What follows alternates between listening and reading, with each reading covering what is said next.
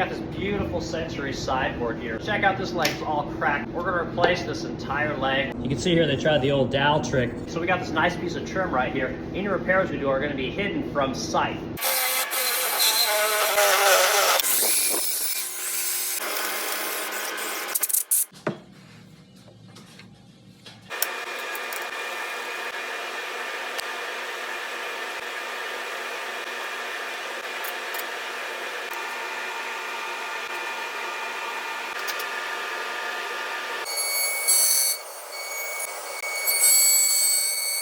We have our dowel in our leg, and then now we have this channel on the back side, okay? A piece of walnut right here.